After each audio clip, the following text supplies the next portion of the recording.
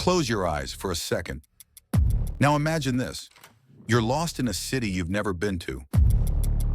But instead of staring down at your phone like a tourist, directions just appear, floating right in front of you.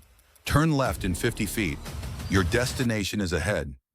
You're at a restaurant. Menus in a language you don't speak. But you're not fumbling with Google Translate. You're just reading it because the translation is already there. In your vision, instantly, you get a text. You don't pull out your phone. You don't even touch anything. You just glance and it's there. You reply with a tiny gesture. No one around you even notices. Sound like science fiction? It's not. It's 2026. And this technology already exists. What's good, Tech Fleet? Welcome back. Today we're talking about why AI glasses are about to go from weird tech flex to wait, everyone has these now. And more importantly, whether you should be one of the early ones, or if you should sit this round out. Because here's the thing, we've been here before. Google Glass flopped. Snap spectacles collected dust. Every few years, someone tries to make face computers happen, and it doesn't. But 2026, this feels different, and I'm about to show you exactly why. The market explosion. Let's start with the numbers, because this isn't hype anymore. This is momentum. According to Omdia, AI glass shipments are projected to cross 10 million units in 2026. That's not developers and tech reviewers. That's mainstream adoption territory. The global AI glasses market is growing at 15.2% annually through 2032, according to Coherent Market Insights. For context, that's faster than the smartphone market grew during its boom years. But here's the stat that made me stop scrolling. In the first half of 2025, global smart glass shipments jumped 110% compared to the year before. And here's the kicker. 78% of those glasses weren't just smart, they were AI-powered. Read that again, 78%. This isn't smart glasses slowly adding AI features. This is AI completely taking over the category. And when a technology crosses that 75% threshold, that's when it stops being experimental and starts being inevitable. So what changed? Why is 2026 different from 2016? 3 reasons. 1, the tech is finally ready. Lightweight displays, all-day battery, voice AI that actually works, gesture controls that don't look ridiculous. 2, the infrastructure is here. Fast wireless networks, cloud AI processing, apps designed for wearables, not just adapted from phones. 3, the giants are moving, not experimenting, committing. And that brings us to the devices that are actually making this happen. The hardware that matters. Let me paint you a picture of what's actually shipping right now. Meta just launched the Ray-Ban Display smart glasses. And these aren't concept renders. You can order them today. Here's what you get. A real working display inside the lens. Not projected onto glass, actually integrated. An AI voice assistant that can see what you see and respond in real time. A camera for photos and video. And here's the wild part. A neural band wrist controller. It reads the electrical signals in your muscles, tiny finger twitches, wrist rotations, movements so small that no one around you even notices, and your glasses respond. No touching your frames, no talking out loud in public. Just neural input to digital output. 6 hours of active use, up to 30 hours with the charging case. Around $799. Is that cheap? No, but for first-generation wearable AI with an actual display, that's not insane. The first iPhone was $599 in 2007. Adjusted for inflation, that's over $900 today. But Meta isn't alone. Xiaomi is pushing their AI smart glasses hard in Asian markets. Lightweight design, real-time translations, AI-powered camera assistants, and they're positioning them as daily drivers, not tech toys. There are also specialized models. Translation-focused glasses for travelers and business people. POV recording glasses for content creators. Even Oakley-branded versions for athletes. Water-resistant, AI-integrated, built for performance. The point is this: the hardware is here, the price is dropping, and the use cases are starting to make sense. But let's get real for a second, because none of that matters if these things don't actually do something you'd use. So let's talk about that. Section 3, the day in the life scenario. Forget the spec sheets for a minute. Let me show you what a normal day with AI glasses actually looks like. 7:30 a.m. You wake up, coffee in hand, you glance at your calendar. It's already there, floating in the corner of your vision. 3 meetings today. You dismiss it with a tiny finger tap on your wrist. No one watching would even notice. 9:15 a.m. You're walking to your first meeting. A text comes in. You don't stop. You don't pull out your phone. You just see it. You reply using voice, but quietly, the AI isolates your voice from background noise. Reply sent. Keep walking. 11 a.m. You're in a meeting with international clients. One of them is speaking Mandarin, but you're not struggling. Subtitles are appearing in your vision in real time. You nod. You respond. The conversation flows. 1:30 p.m. Lunch break. You're in an area you don't know. You ask your AI assistant, "Where's the best coffee near me?" It shows you 3 options overlaid on your actual view of the street. You pick one. Directions appear. You follow them. No phone in your hand. No stopping to check the map. 3:45 p.m. You're on a call while walking, hands-free. The AI is taking notes. It's pulling up relevant documents when you mention them. It's summarizing action items as the conversation goes. You're not typing. You're not tapping. You're just present. 6 p.m. You're at the gym. Your workout routine appears in your vision. Your form is being tracked by the camera. The AI gives you real-time feedback. Lower your hips. Good, hold that. No trainer, no phone propped on a bench. Just you and your AI coach. 8:30 p.m. You're watching your kid's soccer game. You're recording moments hands-free from your exact point of view. Not holding up a phone. Not missing the moment to capture the moment. Just living it and capturing it simultaneously. That's not some far future fantasy. That's what these glasses are being designed to do, right now. And here's the thing that's different from Google Glass or Snap Spectacles. Back then, the question was, what can we make these do? Now the question is, how do we make these do what people already want, but better? That shift, that's everything. Why previous attempts failed and why this time is different. Let's address the elephant in the room. Google Glass launched in 2013. It failed. Snap Spectacles tried in 2016. They flopped. Magic Leap burned $1 billion. North got acquired and shut down. So why should anyone believe this time is different? Here's why. Google Glass failed because it was creepy. A glowing light on your face that said, "I'm recording you." People hated it. Bars banned it. The term glass hole became a thing. But 2026 glasses?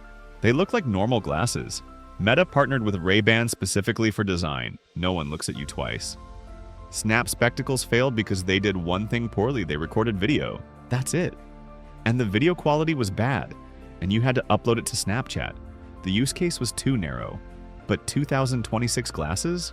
They're platforms. Navigation, translation, communication, recording, AI assistants. They're not a feature.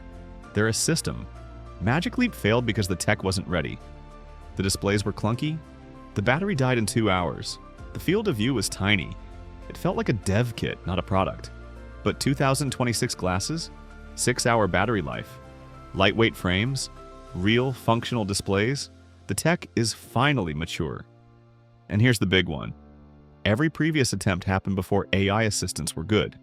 Siri in 2013 was a joke. Google Assistant in 2016 was barely functional. But ChatGPT changed everything. AI can now see, hear, understand context, and respond intelligently. That's the missing piece. That's why this time feels different. Because the glasses aren't the product anymore, the AI inside them is. The reality check, what they don't tell you. All right, let's pump the brakes for a second. Because I've shown you the future, and it sounds incredible. But it's not perfect. Not yet. Here are the real problems you need to know about. Problem number 1, privacy. Cameras on your face still make people uncomfortable. Yes, they look more normal now, but the moment someone finds out you're wearing AI glasses, The vibe changes. People get guarded. They ask if you're recording, and even if you're not, they don't know that.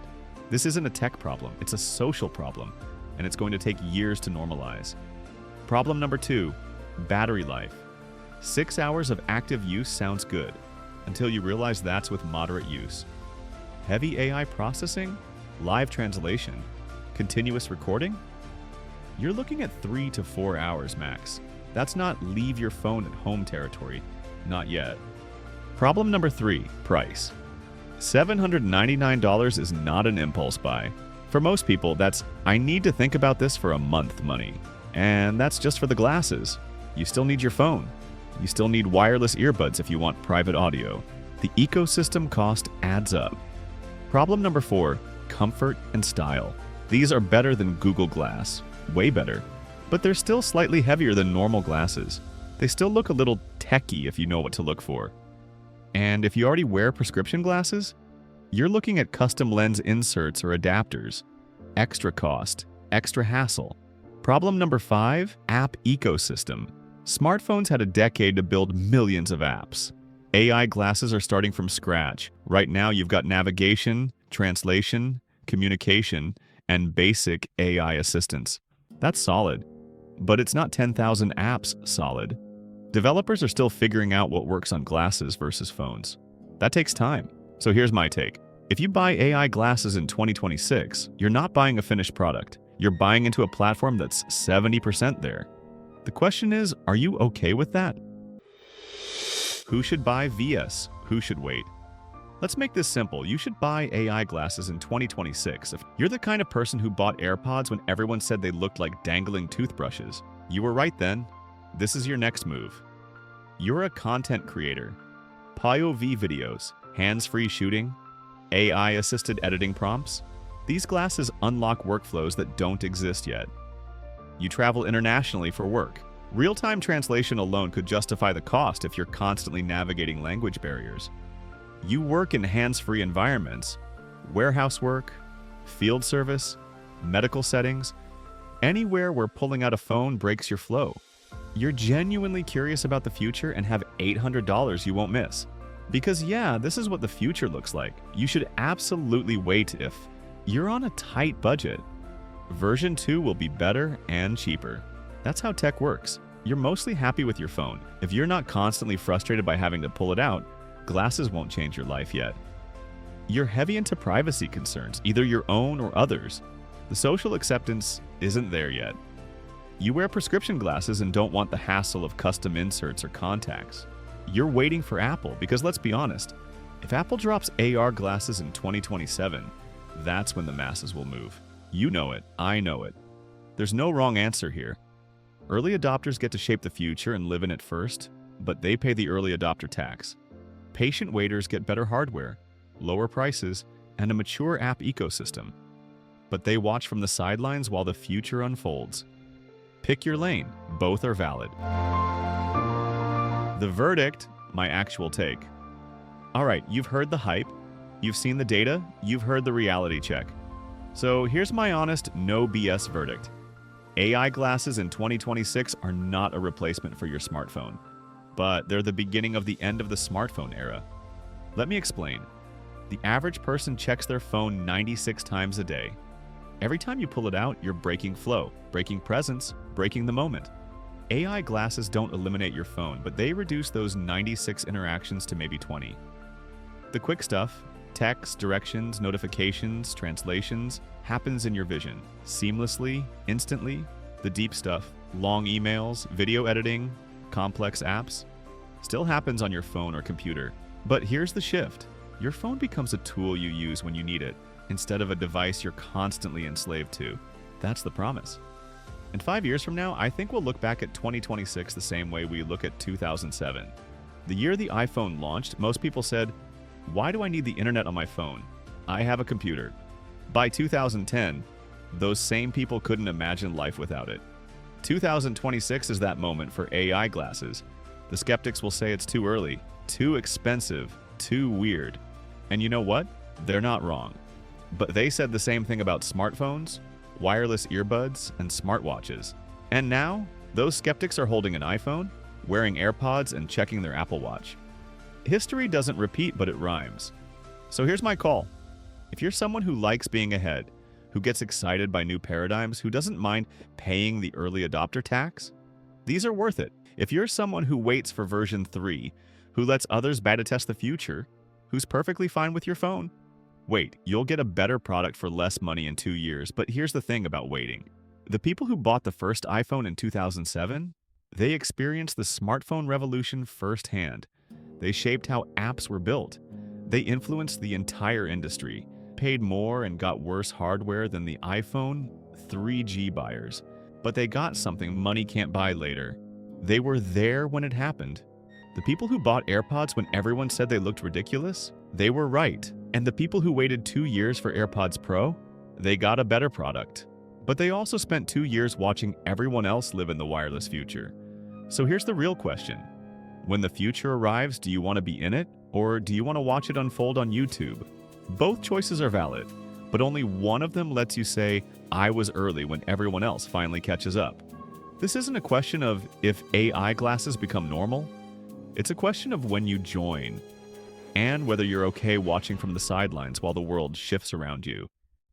So now I'm turning this over to you. Do you think AI glasses are just another overhyped gadget that'll fizzle out? Or do you think 2026 is genuinely the tipping point? And more importantly, would you actually buy a pair this year, or are you waiting? Drop your take in the comments. I'm reading every single one. And if this video shifted how you see the future of wearable tech, hit that like button and subscribe to Tech Fleet, because we talk about this stuff before it hits the mainstream. Stay curious, stay ahead, and I'll see you in the next one.